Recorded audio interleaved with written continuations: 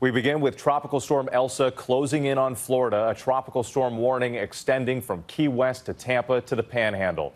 Elsa, with winds gusting up to 60 miles per hour, now on a path towards the western coast of Florida. The outer bands already hitting the Keys at this hour. The storm making landfall in Cuba today with heavy rain and flash flooding. Families lining up for sandbags in Tampa. And at the scene of the building collapse in Surfside, Florida, search and rescue crews are already battling the wind from Elsa. You see they are trying to protect themselves from the blowing dust.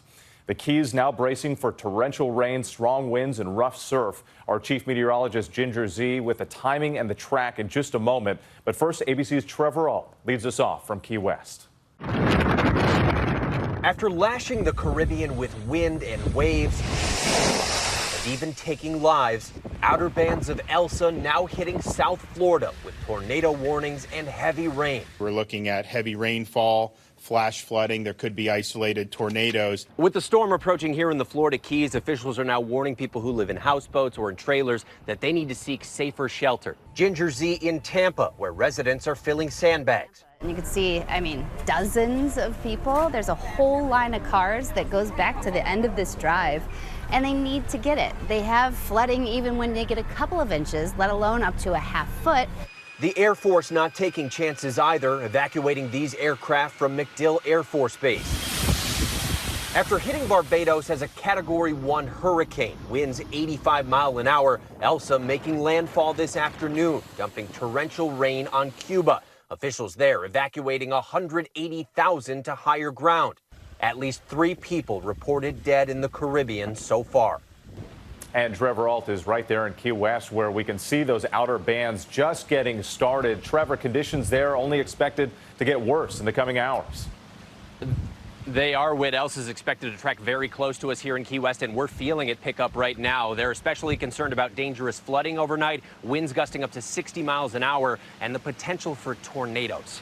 Whit. Okay, Trevor, thanks. Let's get right to ABC Chief Meteorologist Ginger Z outside St. Petersburg, Florida, tracking Elsa's every move. And Ginger, time this out for us. Yeah, well, you can see behind me, Whit, that is called a shelf cloud. And so we're about to go from a hot holiday day to storms. And those thunderstorms are all tropical fueled, but the bulk of it is still more than 24 hours away. It's more than 300 miles to our south, so you can see it there passing over Cuba. It'll slip by Key West, very stormy through the day tomorrow there, but it'll make its way up to Naples, Fort Myers. You can see everybody that is in the track as it makes it into the Big Bend by early Wednesday and eventually into the southeast. Now, here's how it's going to time out for you by 7 a.m. tomorrow. You see how it's touching Naples there. You've got the western Keys going to be very gusty. You could see gusts up to 60 miles per hour easily. And then Tampa, like I said in that piece, you could get just a couple of inches, but you could easily, #1 impact is going to be flash flooding and tornado threat. The storm surge anywhere from 2 to 4 feet would be tops. Whit. All right, Ginger, we know you'll be watching it closely.